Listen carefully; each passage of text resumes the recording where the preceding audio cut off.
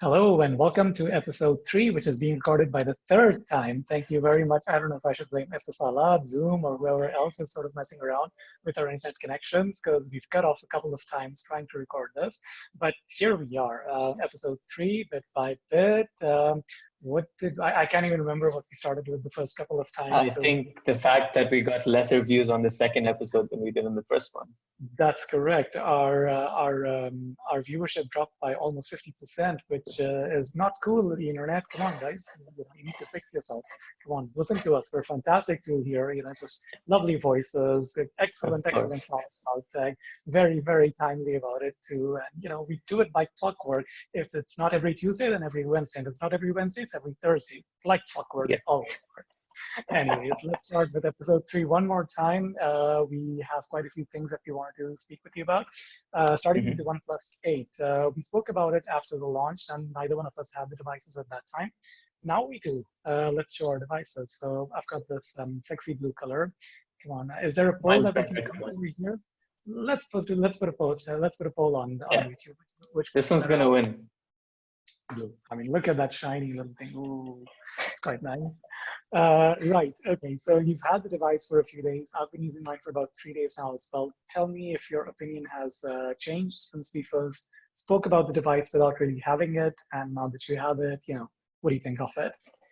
I think the opinion is kind of the same. It might have changed a bit in favor of OnePlus, but aside from that bit of change, it's kind of the same. I was expecting pretty much a similar device to the Oppo Find X2 Pro.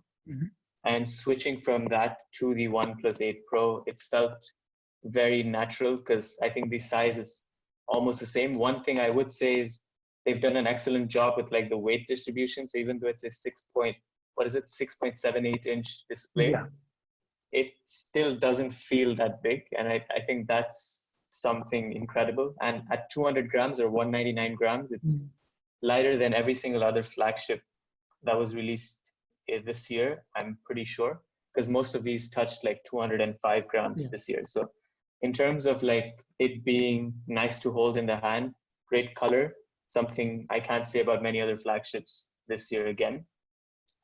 Software experience has been top notch because it's OnePlus, you can't really complain. Now, the thing I did focus on was the camera. I thought the front-facing camera, the 16 megapixel, that's not a pop-up anymore. I thought that would be sort of a sacrifice, but it hasn't turned out to be that much of a sacrifice. I compared it extensively with the 7 Pro and the 7T Pro, and this one has better detail in pictures, and it takes better pictures overall. My face looks brighter, it has more detail, so all of that is pretty good. The back camera too. I'd say the ultra wide lens, because of the higher megapixel count, it definitely helps. I can say it takes better images than even the P40 Pro ultra wide camera. So that's something. But when it comes to night mode, I still don't think it's there. Yes, it's improved from previous generation OnePlus, but I was obviously comparing it with the king of nighttime photography, and that's obviously the P40 Pro. I don't see it sort of beating it. And I want to compare it to those smartphones because the pricing for the 8 Pro, I think it starts at $3,099 or $3,499 in the UAE. I was just checking up on this a few minutes ago. It's available on Noon, by the way. So $3,099. It's an import, though. Yeah, I don't think it's officially launched over here. Okay. Yeah. So it might be a similar price tag. I'm not sure. I'm just going off of what I see on Noon at the moment. And I think it's very natural for us to then compare it with the likes of, the P40 Pro, the S20 Plus, the Find X2 Pro. In that regard, I'd say the camera comes close when it's daytime, amazing shots when you're not zooming in. As long as you're keeping to that 3x, 5x zoom range, it's okay. Once you start moving to 10x, 30x, it starts to deteriorate. There's some more noise in pictures. But I think for a OnePlus phone, IP68, wireless charging, those are the two sort of biggest changes. The screen, obviously. So I guess from what you're getting, it's a great phone. Whether or not it has the value of $1,000 phone, I'm not that sure yet. I think I can agree with you. I mean, the one thing that I was kind of scared before using it was that super curved screen and, the accidental touches and Oh, taps and stuff like that. yeah. And I've noticed that. I've noticed quite a lot of that. I mean, at least 3 to 4 Okay. times in a day, I noticed that, something got tapped unintentionally completely. So I am not digging that at all. Okay. This was one of my concerns with the phones, and unfortunately, so far, at least from a software perspective, they haven't managed to, nail that bit. So I'm not liking that at all. As far as the camera is concerned, again, yes, you're right. It doesn't compare to the P40 Pro for sure, at least in low light conditions. But it still does a pretty good job, actually better than I thought it would. What I found a little interesting was that if you switch to the optical zoom, the 3x, Hmm. even in daylight, I noticed that the colors shifted a little bit while I was trying to record some Yeah. photos. So, this was a bit weird. Hopefully, just a software glitch. I don't know, but I think it's also to do with the fact that this time we've got 4 cameras, and one of the cameras, the 5 megapixel unit, it's a color sensing unit. And okay. I think it might be to do with like the quality of that or how it's implemented on the phone. Because I also noticed the color change because I was comparing, like I said, the 7 Pro, the 7T Pro, and Mhm. the 8 Pro because I wanted to see the progression. And the 7 series took like similar images, but then with the 8 Pro, the color of the sky, for example, was a lot vibrant. And I think that the only difference in camera, apart from like the quality and of course the different sensor, I think the main reason for it is the color sensor. So I'm Right. not really sure, but that could be one of the reasons. Could be the reason. Okay, I don't know. I mean, look, I mean, we've seen these color pops and stuff in other phone manufacturers using just AI, right? The NPU does Yeah. that, analyzes the scene, and then accordingly shifts the color. Does this So have I AI? I don't think so. I could be wrong. Just check the camera app. I could be wrong. I don't know, honestly. But I don't know if you really need a dedicated sensor for that, or software can sort of, help you with all of that. I think Yeah. that's an interesting debate because even when you look at the Pixel with a very minimal camera sensor, not necessarily anything compared to all these other guys, and yet the quality of the photos is just so incredible with the Pixel. Yeah. I think software is probably more important than hardware. Kind of. So again, going back to the S20 Ultra, like from a hardware perspective, it's a beast of a phone as far as the camera Yep. is concerned. It's just a beast. But then again, we saw how it performs in real life usage. So I think software is really where these companies should be focusing. Putting in a lot more efforts at. Hmm. I see Huawei doing that a lot. I think they were one of the first ones to introduce AI into the camera technology Yep. a good 3 years back with the Mate 10 Pro, if I remember correctly. That was the first one when they had that. So I think software is something that they should be focusing more on than the hardware. And I think when we get to the iPhone SE, we'll talk a little bit more about that too, on that, Yeah. because again, that's just a very small single sensor camera. So yeah, I mean, with the OnePlus, I feel that it could potentially, be an incredibly good phone. It's just the first software version of it. I think it's just issued one update from what I know so far. So hopefully, with a few more software updates, get, it will get that balance right. Something But I'm again, wondering, have you noticed the green screen effect on your OnePlus 8 Pro? not so much. No, I read about that, but I haven't really noticed much of a green screen Same, using Comet. same. Yeah. So it might be to do with like certain regions or something like that. Could be. No, I think these phones are quite okay. The screen is actually brilliant. I think the screen is just superb. I really like There's something about it. Like when I look at it, it just feels different to like any other smartphone. I Yeah, don't know what it is, but there's it's just it's something got a about very, I don't know, it's got a very natural tone, if I may say so. It doesn't it. look Yeah. like it's over processed or anything at all. With most other phones, you get that feeling that they're trying something. This one just feels very natural. I don't know what it is, but I really like the display on it. Yeah. I think they've done a very good job with the colors and the display and stuff like that. And with the I've 120 changed. hertz, Sorry, what's that? it's with the 120 hertz, it's just extremely smooth. Yeah. Yeah. So I think, yes, 120 hertz is definitely noticeable compared to 60 hertz, 100%. But when you bring 90 hertz into the picture, yes, it is still a step up, 100%. but I think it's a law of diminishing returns where, I think going from 60 to 90 is a much more noticeable difference versus going from 90 to 120.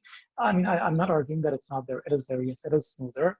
But I feel that, going up from 90 to 120 doesn't offer as huge of a benefit as going from 60 to 90. And the other thing that I have noticed, so I'm comparing this to the P40 Pro, which has a 90 hertz screen. Yeah. I don't know why, but I just feel the P40 Pro is so much smoother when it's navigating from screen to screen, just all the actions, etc.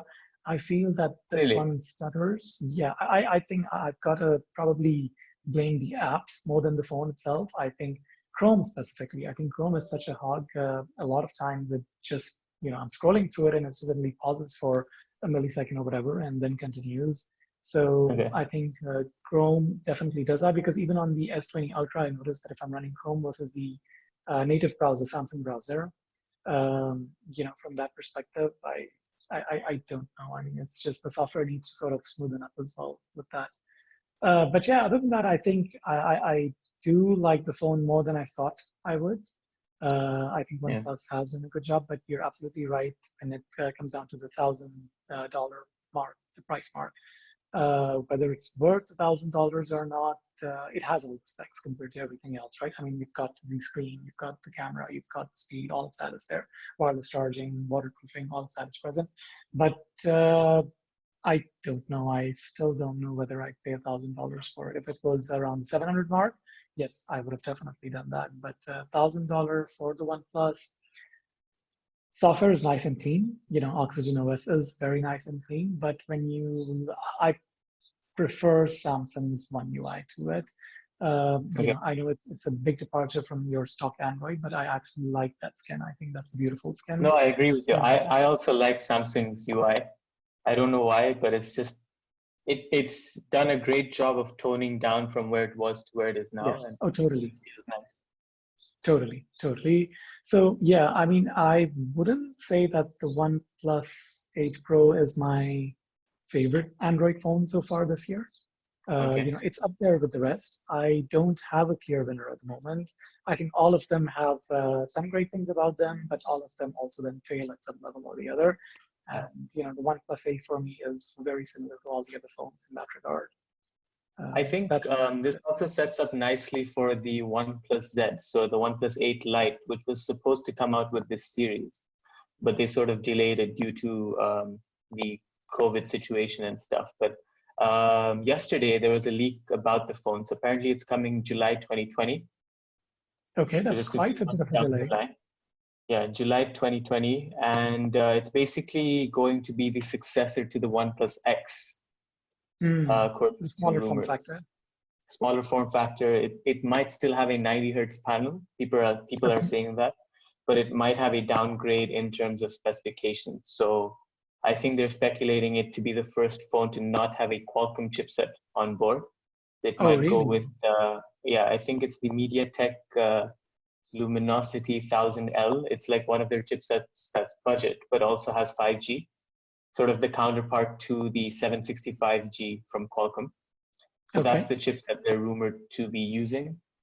And apparently the camera is going to be triple, borrowed from the 7 series. So that's sort of what we're hinting at with that phone. And they might target the $400 range to compete with the Pixel 4a, the iPhone SE 2020, and obviously the OnePlus. So I think that puts the OnePlus Z in a great sort of market, because then you have like a very huge margin where you have the 400 cheap phone, you have like the 699 mid-range, and then you have the high-end $1,000 phone. So maybe that's why they want to do this with their 8 Pro.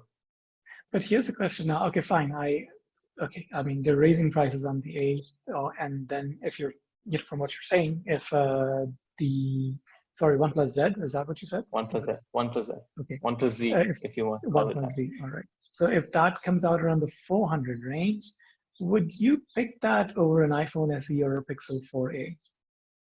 What would make you pick the OnePlus over either one of those phones? I'm just wondering. I mean, I wouldn't, honestly speaking, I wouldn't, but I'm just wondering if there's anything that from a general consumer who doesn't really know too much about all three brands, like if they've just heard of them separately, they would obviously go with the iPhone. Like, there's no question. But Sure.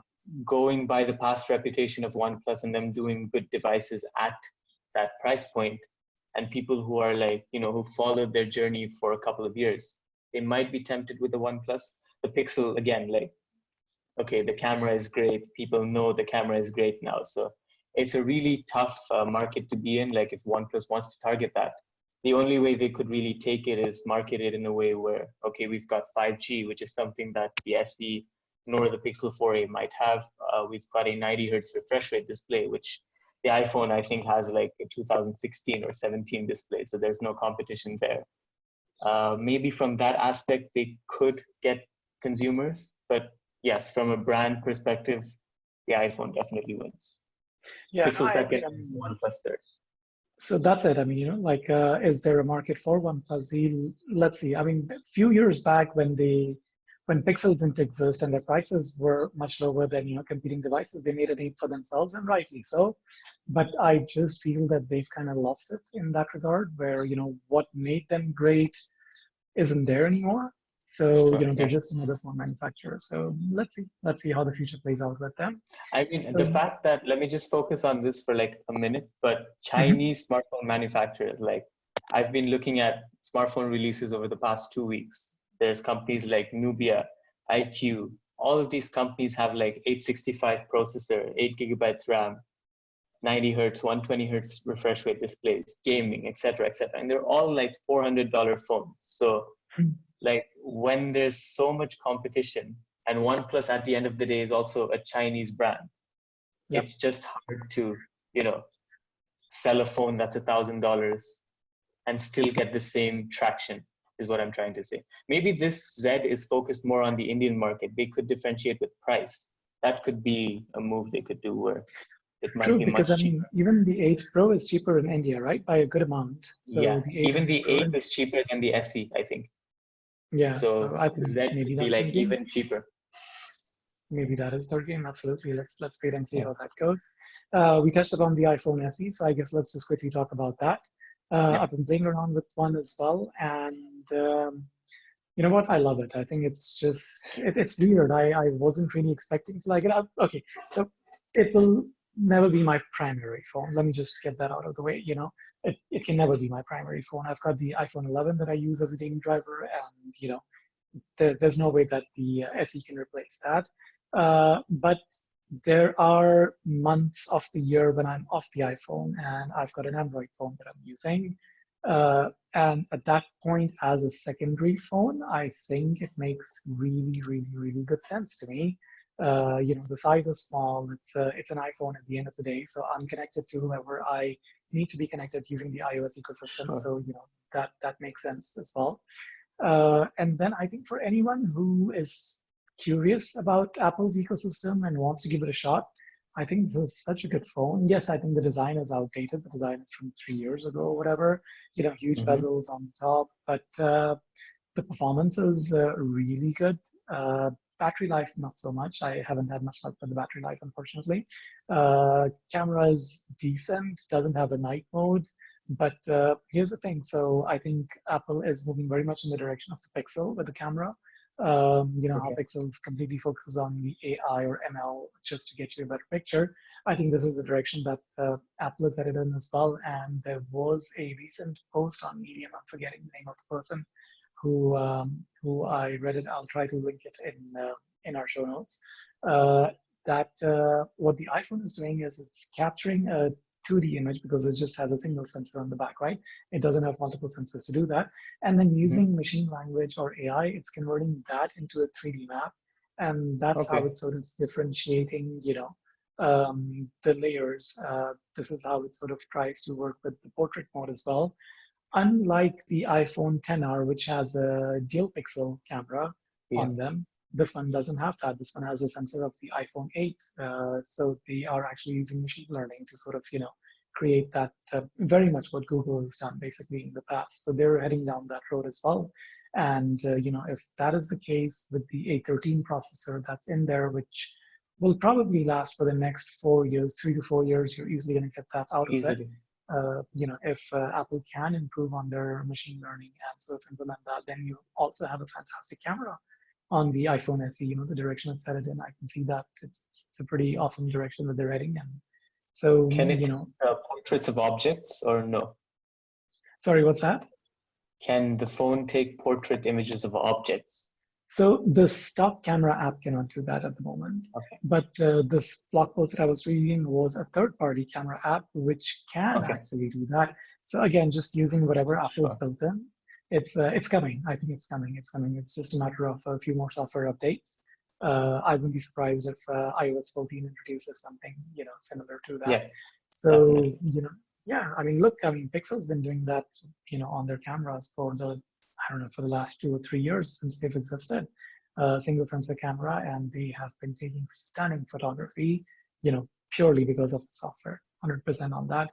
So, looking at it from that direction, if iPhone can go in that direction as well, then you've got a stellar camera, great price, great performance, battery life. Yeah, exactly. That's the only thing that's missing. Surrounding the hype of the iPhone, I didn't get the iPhone SE. I didn't buy it like I was planning to, but I did find this phone. Is that the M8? Yeah, this is the M8.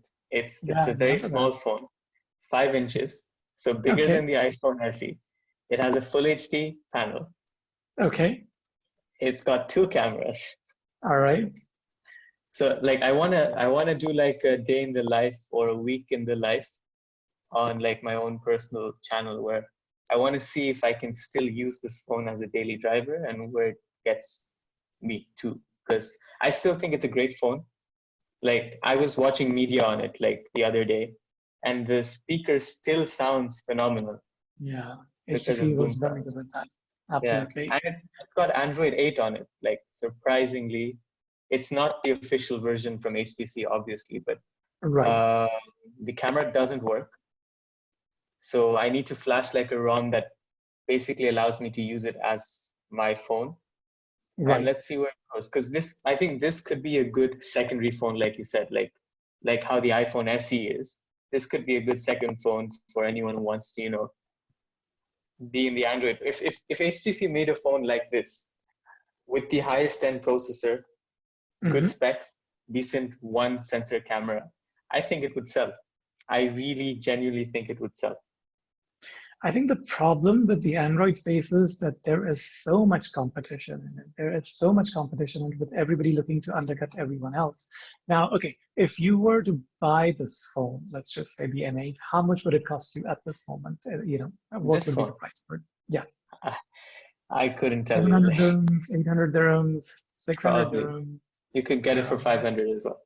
500 as well. So even at that price point, when you look at Nokia phones, for example, they're decent phones, and Nokia is one of the few Android, HMD actually is one of the few Android manufacturers that does provide you with updates and a rather clean version of the OS. I think a lot of other phones have such heavy skins that the processor starts showing its age very, very quickly. So yeah, I think coming back to the SE as a secondary phone, or even using the M8 as a secondary phone, I think these are great secondary phones. Or obviously, if anyone wants to get into the Apple ecosystem, I think from that perspective, they're good phones.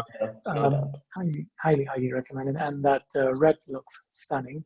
Let me see, where is my unit? I'm trying to just give me a sec. Let me see if I can find it. It's somewhere here. Sure. Guys, this is my unit.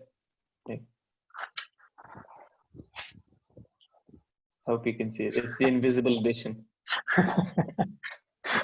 All right, so here we go. That red is just stunning. It looks beautiful. It just looks gorgeous.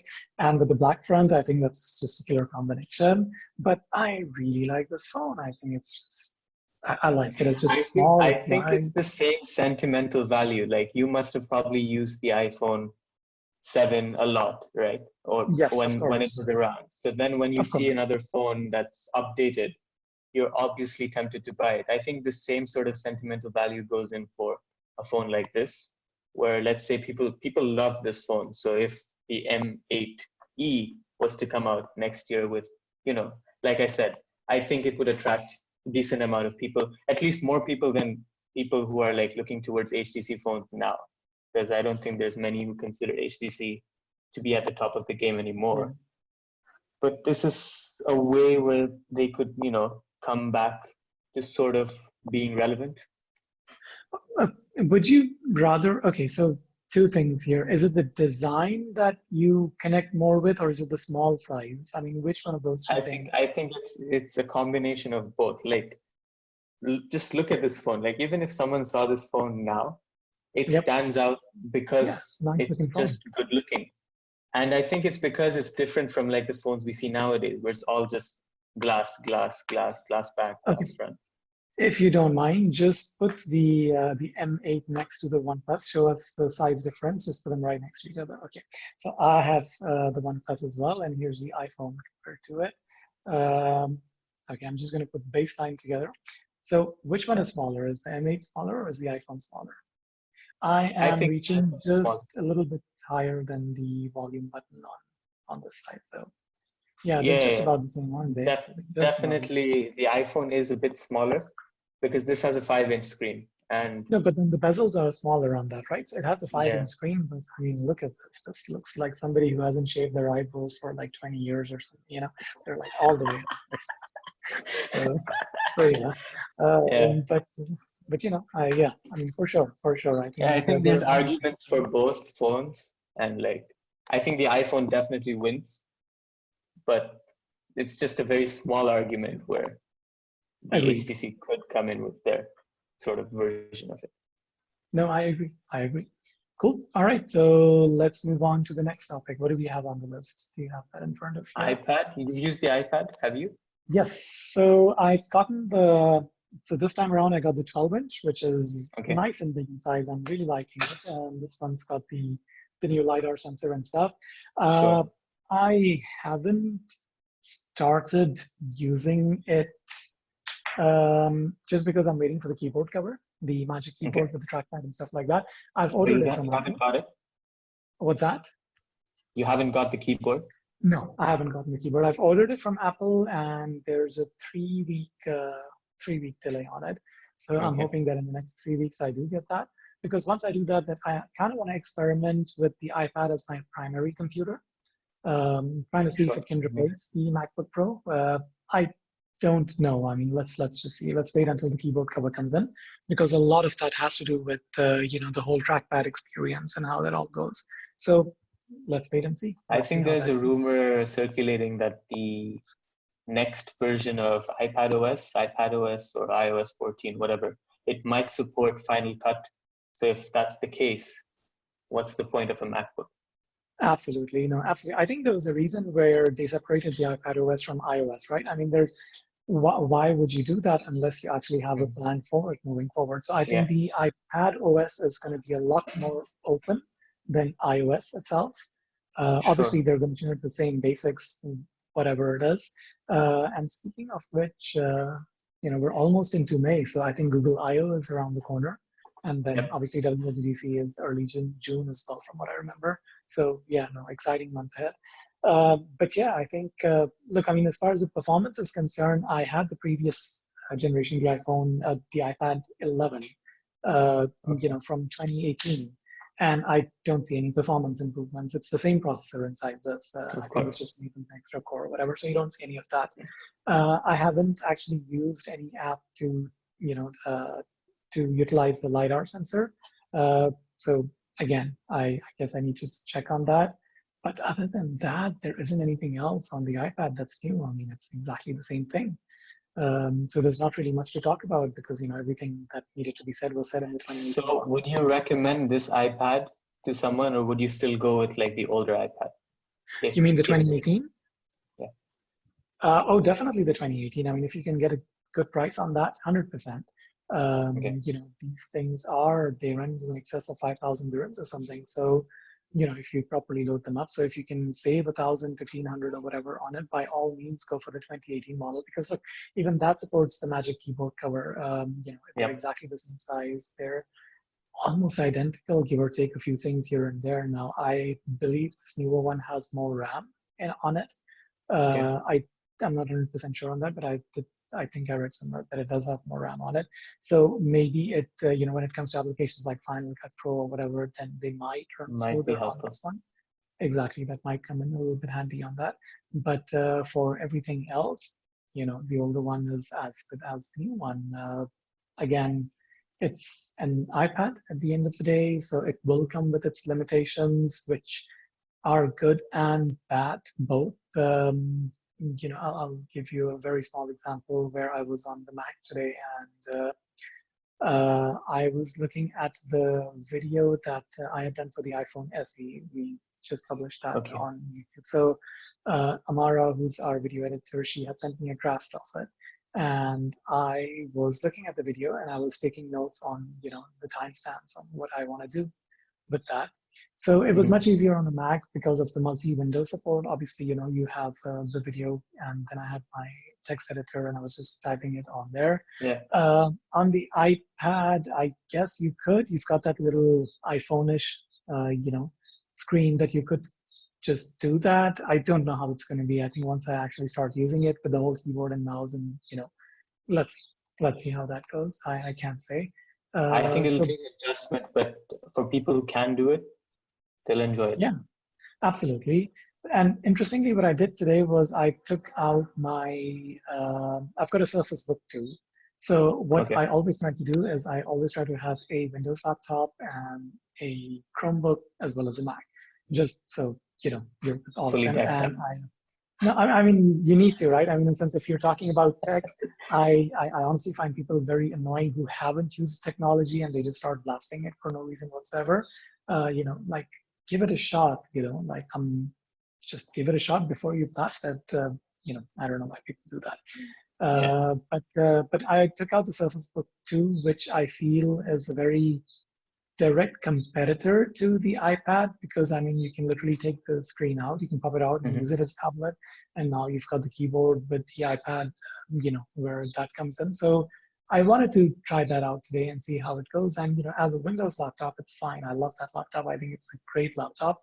But I took the screen out and I started using it, and we had our internal company meeting on Teams today. So I literally took that out, used it as a tablet, conducted the whole meeting on there. The team meeting was about 40 odd minutes or so. And the battery on it, after I finished, that was 14% was left. That was all that was left after that call. So clearly not optimized from a battery perspective. I mean, if I was using it with the base, I think the base has a larger battery, so that lets it, go on for a lot longer. But if I am to use it in tablet mode, I think that suffers tremendously from, a battery perspective. Yeah, I think Windows struggles with that on all fronts, because I used the MacBook 16-inch for a while, and like the battery life on it was pleasantly surprising, coming from always on a Windows laptop. So I felt like, wow, you could have this good of a battery life on a laptop. I didn't know that. So yes, I think in terms of battery optimization, I think Apple's got it pretty much locked on, and that's where Windows needs to focus on if it wants to compete with the iPad. But you would think that Surface is a Microsoft product. Windows is a Microsoft product, right? I mean, if there is any synergy whatsoever, it would be between these products. I mean, these are the products that should, offer you the best experience that Windows has to offer. And again, by no means I'm putting the Surface Pro 2 down, because I love that laptop. I think it's one of the best Windows laptops that I've used. And in laptop mode, it lasts quite a long time. I can get 6-7 hours out of it very easily. But on a tablet mode is where, I actually, this was the first time when I took it out in tablet mode and used it extensively as a tablet. And, I was honestly, very, very, very shocked that, within 40 minutes, 45 minutes, it wouldn't have lasted an hour. I mean, within an hour, it would have depleted all of its battery, and it was at 100%, when I took it out. So I was honestly quite surprised by that. But, it is what it is. I think that's where Apple comes in. I think their whole integration with software and hardware is so good that's where they succeed. Just sort of following along this thread, there were rumors again that the Mac, the Apple A series based Macs are going to be coming out in 2021 now. Yep. There was a little bit rumor on that, and that they will probably start with the lower end. Just the MacBook is the one that will change. But here is my whole argument against that. I mean, why did they release this keyboard cover for iPad? Why is iPad OS a thing? Why would they want to move Mac to this A series line when you already have the iMac, the iPad approaching that from that angle? So I just don't know why Apple is working on any series based ARM-based. I think Apple's overall lineup is just confusing in a sense at the moment. It might make sense in a few years, but at the moment, like when we're looking at the iPad being marketed as a computer, then we've got rumors of the A series coming on the MacBook. It's like Apple's a bit confused on what to genuinely do, but they might have a plan. We can't tell, but Apple probably has some sort of thing down the line where they want to achieve a certain, look to their, would it be a look? Would it achieve a certain portfolio of products? Yeah. I would say maybe something. I guess the cohesiveness, absolutely, yeah. But let's see how it goes. But yeah, I mean, the iPad, it's an iPad at the end of the day. So you've used one, you know exactly what it is like. And I don't think this year's model has a lot more going on for itself compared to the previous couple of previous generation. I think last iPad model was just phenomenal. Huge, yeah. Yeah, absolutely a massive upgrade. So from that perspective, this one seems okay. And maybe this is like the S variant of the iPad. Yes, it very well could be. And look, I mean, even when you look at computers, right? I mean, generation over generation, there isn't as huge of a spec bump or performance bump, between the 10 series Intel processors or the 9 series Intel processors. You don't see a massive jump between them. Yes, there are years when you do see something more significant, but overall, year after year, you don't see that huge of a bump. I also read a rumor that there is a second iPad that they're working on with a micro LED screen. Yeah. Micro LED screen. So maybe that took a bit longer than they wanted it to. And so this is like a placeholder. Exactly. And there are also rumors that there's going to be a LiDAR sensor on the next iPhone. So maybe they also wanted to get this out so people can use it. They can perfect that until the time the iPhone comes out. Next iPhone also leaked, I think, a couple of days ago, like the design and everything. It looks fairly similar to the iPad design. So absolutely. And I would love that. It's kind of going back to the iPhone 4 and 5 design, where you had a very angular design. I love that design. I think that was that makes complete sense because people thought the SE would have that design, and the SE doesn't have that design because Apple obviously wants the Pro series of next year to have it. So that would be a great 2020 5G back to the past sort of phone for them to market it as and get a lot of people to buy it. Absolutely, yes. And rumors are that there's going to be 4 iPhones next year. Well, I mean, four models, different screen sizes and stuff, which is, very much approaching Samsung territory, I'd say. But, because Apple's generally been very, very strict about like either 1 and then introduced to 2, and now we've got 3, and now let's say we've got 4 models, which is, How would they name that though? iPhone 12, iPhone 12 Pro, Pro Max? I think so. So I think just like this year where they had the 11 and 11 Pro, and in the 11 Pro, they had the Pro and the Pro Max. So this year, there's probably going to be 12 and 12 Pro, and each of those will have 2 different sizes. So 11 Max? 11 or 12 and 12 Max, and 12 Pro and 12 Pro Max. Yeah. Maybe that. Yeah. I just want them to keep it simple. Like, why can't they just call it the iPhone? Maybe they might call it the iPhone because 2020 edition, going back to the roots, 5G, iPhone 5G. I think if they wanted to do that, they would have done it with the iPhone 10. I think that was the perfect opportunity to do that, but they didn't. And, they called it the iPhone 5G makes sense. It does. And they had the iPhone 3G when the second model of the iPhone came out, because the first one was just the iPhone, and they never used 5G. So yeah, you never know. But then the question then is that will they only say 5G for the Pro models, or will the non-Pro models? Yeah, because it's rumored that the non-Pro models might not have 5G. So, but then that becomes a bit short-lived, right? Because in the sense that the next year in 2021, I'm assuming the regular iPhone will have 5G as well. So, Yeah. their naming is very, very, very confusing at the moment.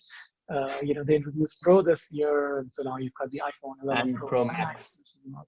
Exactly. So Max was introduced with the 10s because when they had the 10s, they had the 10s and the 10s Max. I heard of a new phone from Xiaomi. It's called the Xiaomi Mi 10 Youth 5G. I think we're gonna need like sentences, proper sentences as phone names like, in the future. But why youth? Like, what's the point of youth 5G? Yeah. Like, it's hard to understand what these people want. I mean, when you never know. The next year they might have the Xiaomi Mi Note 10, 12-inch, targeted towards 14-year millennials with a 1500 milliamp battery life. I don't know. It's just phone names are ridiculous. Yeah. Yeah. Cool. All right. Let's move on to the next topic. Well, let's just continue with the phone. So the Motorola Edge Plus. Let's just get that out of the way. Biggest Motorola launch in like a while. I think the Razr was supposed to be this, but then you know what happened with the Razr, so we're not going to discuss it too much. Sorry. I mean, do you really need another $1,000 phone with a punch-hole display and 108 megapixel sensor and a curved screen? I mean, what's new over here? I mean, just give me one thing. Just give me. Oh, sorry, I forgot the headphone jack. Yes, the 3.5 headphone jack. Of course, that's the thing that separates this from the rest of them. But really, I mean, is there a place for this phone this year? No. Like on a genuine level, no. Thing is, it's $1,000 and it doesn't have IP68, which is like one of the reasons why OnePlus went for a $1,000 phone was to have that. This thing doesn't have it. So that's obvious. Like when you compare it at face value, that in itself doesn't like make you want to buy that phone, from like my opinion. Then you've got Motorola, who hasn't released a flagship phone in like years. We don't know how their software updates might be, how their support might be, how their hardware sort of works. And I don't think it's going to be available widespread around the world. I think this is a Verizon exclusive, if I'm not mistaken, in the US. Yes. Yeah. And I think in Europe, it's even more expensive. It's like $1,199 or euros. I'm not sure. Ouch. Oh. But like, it's very expensive. With a 108 megapixel camera, you know what happened with the last one. So I can't really vouch for this one either.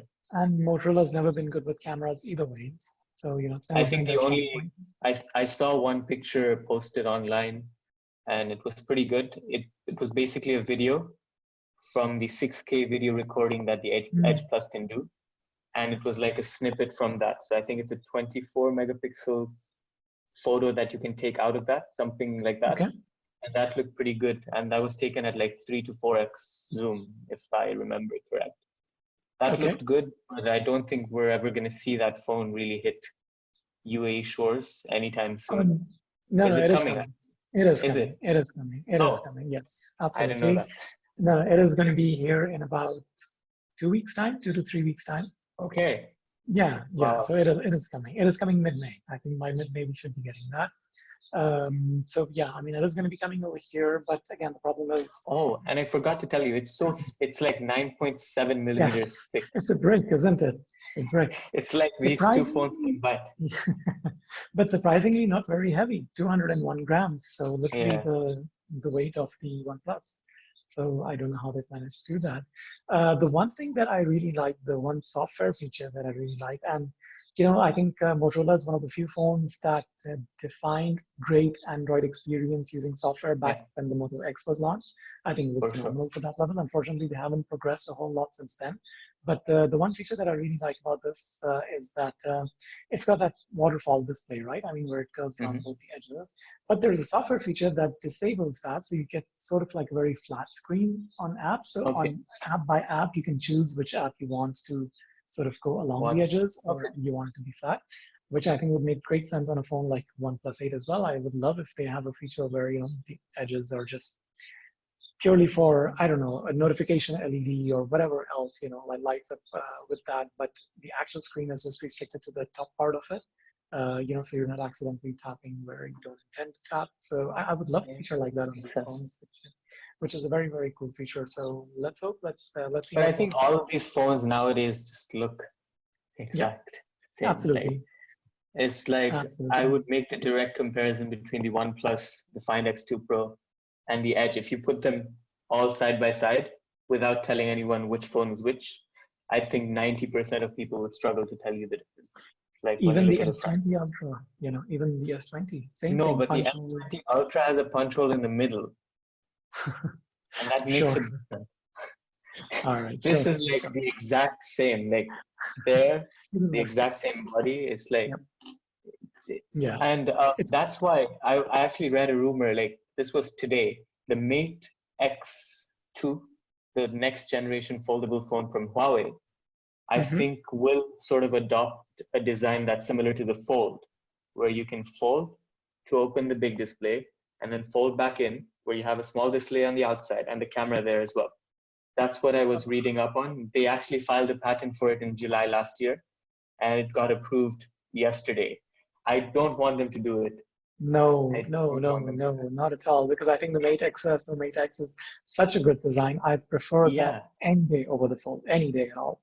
So, but they have this patent, so I don't know what they're going to do with it. They might just be like thinking out loud or something, but I hope they don't go for that design. You sure every foldable phone the same?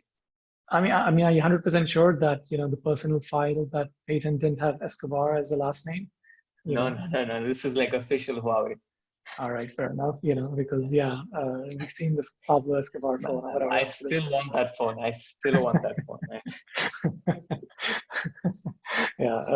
Just keep dreaming on that. RIP Samsung.com for anyone who wants to check it out. So that was the Motorola Edge Plus. Again, I don't know if it has anything new to share. We'll find out soon enough. What do you think the price is going to be here? Definitely 3,500 dirhams, I'd say. Easily 3.5. Yeah, I mean, they're pretty much going in the game. I mean, look, even the Razr was super expensive, right? So Motorola, I think, has figured out that not a lot of people buy their phones. So, whoever little buys it, just get them outside. So I think that's their strategy. They've nailed it. They've seriously nailed that strategy. Right. Okay. So let's move on. Let's introduce a new segment this time around where we actually have a guest come in and talk about something. So Canon recently released the what is the camera called? EOS R, if I remember correctly. Yeah, something. I'm not a camera person. Let me just explain that. Neither am I, which is why we have a special guest that will be joining us to talk about this. So let's just take a quick break and get Kevin Cardle to talk about the new Canon EOS R, if I remember correctly, and then we'll kind of come back. The big thing about the camera, I think, is 8K video recording. If I'm not mistaken, I think it's the first ever Canon camera to do so. It's got a flip-out screen, so people love it for that reason as well. But that's all I know. Yep, pretty much. I'm on the same level as you. So let's get into this and let's head over to Kevin and see what he has to say about it. All right, so we've got our first guest on the show today. Kevin, welcome to the show. And you've got the privilege of being the first ever guest on the show. We've only recorded 2 episodes so far. You're on the 3rd one. So welcome to the show. Thank you very much for thanks. Happy to be here. So Kevin is my video camera guru. I mean, he knows everything. Whenever there's a question or if I have anything to do with video cameras, he's the guy I turn to. He's got a lot of experience in shooting, streaming. Do you quickly want to give an intro, plug out, give a plug to yourself as to what you do, your company and stuff? Yeah, I mean, I've always been into film and video production, but I kind of took a turn for like live streaming, like back when I was in graduate school. So my brother was really into streaming on Twitch. So that kind of got me really interested in, how can you create a setup for someone in terms of capturing good video, audio quality, staying portable, using just a combination of, getting cameras plugged into computers and whatnot. So it kind of turned into this like passion project slash, ultimately was like part of my thesis for my graduate, program for digital media. But and then it just kind of turned into a business in the US, and then ended up moving to Dubai and kind of continuing it on. So yeah, it's a good blend of like IT and video and, you know, the internet. So I definitely have to kind of stay up to date with, you know, all sorts of cameras and whatnot, because they're all relevant in terms of, you know, getting media online, whether it's a small, you know, mirrorless camera or a, you know, a big, you know, production style camera. All right, so before we move on to talking about the new Canon, is it the R5? Is that the model number, the 8K, the new one that they released? Do you quickly just want to give the details of your companies and how can people reach you for whatever work they might have? Yeah, this company's called Streamworks, streamworks.ae or just stream.works. And yeah, we specialize in event live streaming, but, you know, nowadays it's a lot of like virtual streaming. So we're, you know, connecting, you know, just like you and I are, but in, you know, larger capacities for, you know, company town halls and announcements and, you know, any sort of, you know, kind of production that people want to do, whether it's fully virtual or hybrid. So it's an interesting time now, but people still need to get the message out. So for sure, I think this is probably the time that, you know, most people do want to sort of, you know, just sit at home and yet be able to reach out to all of their partners, workers, everybody at their office. Cool. Okay, so the Canon EOS R5, did I say that correctly? Is that the right name for the model number? I'm not huge with cameras. EOS R5, yeah. That's the one. So it's their 8K mirrorless solution, from little that I've read. Tell us, how does that help you and I, or the general person looking at photography, or, you know, just someone looking to get into video? What's so special about this?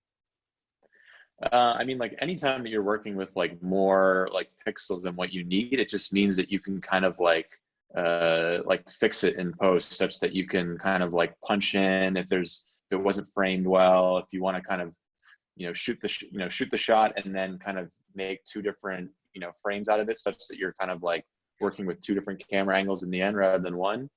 And then, you know, obviously you see this a lot with like YouTubers and stuff like that, such that they're shooting in this super high quality and everything gets knocked down to 4K, but the picture quality you see when you watch those videos is like incredible. So anytime, and, you know, the big thing with this is just that, you know, the price point for an 8K camera coming in at $3,500, like you'd probably spend upwards of, you know, $25,000 on a RED camera, you know, so it's a pretty big swing for Canon, I think.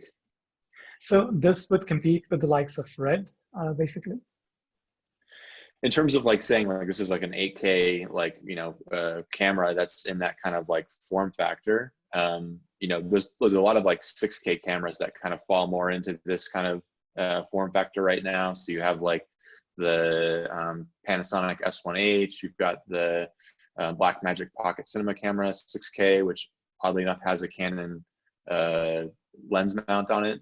So it's an interesting proposition by Canon, like going way back. Like I remember in like, what was it, like 2008 when like the 5D Mark II finally had video, like that was like, you know, Canon's like, you know, kind of small, you know, DSLR video moment where like everyone had this camera, like all of a sudden, you know, shooting video was like so obtainable by people at, you know, that kind of high quality. And then, you know, all these other players kind of, you know, got their hands in there. So I think, you know, Canon's kind of gone back to the drawing board and they're kind of thinking like, how can we kind of, you know, even the playing field, or maybe even set our, you know, ourselves ahead. So do you think this is released at a, I mean, as far as the timing is concerned, do you think they're late to market with it? Is it something that they should have done a few years ago? Or do you think that there still is, you know, a good market available for this?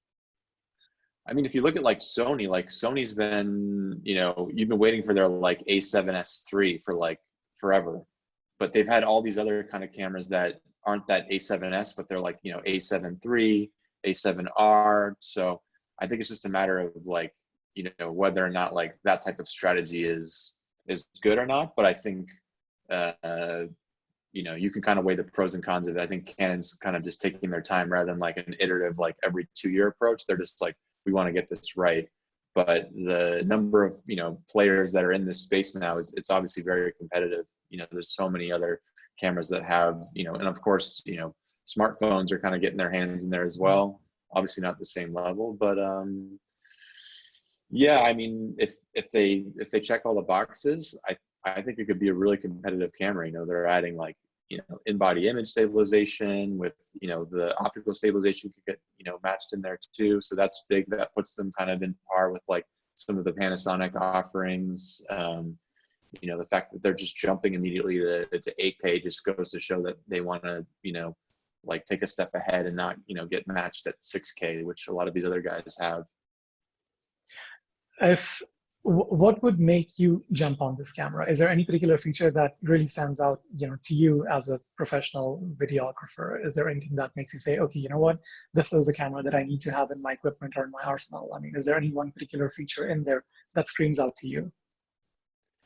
I mean, like a lot of this stuff like just boils down to like what system you're currently shooting. So like if I were a filmmaker who was shooting like any of the C200s, 300, 500, and I wanted a second camera, but I didn't want to spend $10,000 on another camera, and this camera checked a lot of the boxes, I would be all over this camera just because it would be a really good, secondary camera in terms of having the Canon color science, being able to work with a lot of my other lenses, because the adapter you need is just a couple $100. And, having something that could, potentially meet or even exceed the, the resolution of my primary shooter is incredibly impressive. So, that's where I think this is, a really good, proposition for people. And then even people who have been kind of like, burned by, either Panasonic or Sony before, like, sometimes the Sony cameras have this bad rep for like heating, like overheating. So that's a big question with this camera, is that can it stay cool if it's going to be shooting, 8K? How long can it shoot, 8K? So I think there's still a lot of questions that are unanswered, but hopefully it kind of, makes up some of these, shortfallings for the other, competition. Fair enough. Which one's your favorite brand to work with? You've been using video cameras for a long time. Which one do you have most of your equipment based on? Which system? Yeah, or which particular manufacturer is? I'm not particularly faithful to any system. I mean, lately, like I've been using some of the Blackmagic pocket cinema cameras just because like the value proposition is incredible. Like they have a 6K camera that literally just took a $500 price cut. So it was $2,500 US. Now it's gone down to $2,000. Oh wow! But it has its own pros and cons. It's the Canon color science is incredible. The autofocus that this camera is going to have is inevitably going to be super impressive. Like these are types of things you just can't beat. So if you're more of a manual focus, I'm going to spend tons of time color grading things, then the Blackmagic cameras are okay. But if you can't afford these types of time sinks, or if you have a certain look that your clients are expecting in terms of what you're pushing out in terms of color science, you're going to stick with Canon, or you're going to stick with Sony. A lot of clients say, I'm expecting to shoot this on Sony, because they have come to appreciate the way things look just out of the camera without any sort of finagling. Okay, so I mean, just to kind of boil it down to the smartphone levels, it's kind of like how some people prefer the the pixel quality. Some people prefer the iPhone kind of shots that kind of come out. So it's more on your personal preferences more than anything else. Most of these big brands, I'm assuming, do tick most of these boxes. But 8K is definitely exciting, and I was quite interested when you mentioned that how you can probably take different shots out of the same coverage, when you have that many pixels on screen. So that is something that definitely interests me, and something to look forward to. Thanks very much for your time, Kevin. Hope to have you soon again on the show, and appreciate your comments and your valuable insights. Take care. Awesome. Thanks so much. See you. Yeah, before we just sort of say goodbye to the listeners for this time around, we changed some camera setups again this time. So I'm on the S20 and I've got the Galaxy Buds with me. This is my setup this week. Ideally, we should have spoken about this in the intro, but considering we had to record the intro 3 different times, they just kind of slipped their mind. It's fine. I'm sure we have a really good audience retention anyway. So the Find X2 Pro camera, front facing, and JBL Bluetooth headphones. All right, Let me know cool. if So let you're us down. know if this worked out better than the last episode. We'll continue experimenting. We'll try to keep experimenting. Maybe that will be our KSP of the show. Like every single episode is recorded on different camera, and maybe that will be a quiz that you need to take at the end of it. Guess which camera this was this time around. That would be a great like sort of progression. Maybe in a couple of months' time, where we see more advanced front-facing cameras, we could like compare. Going back. Absolutely. That would be something No, cool. absolutely. For sure. Yes. So then until the next 2 weeks, stay safe. Please do subscribe, hit the bell icon for notifications, and we'll see you next time around. Bye-bye. Bye-bye.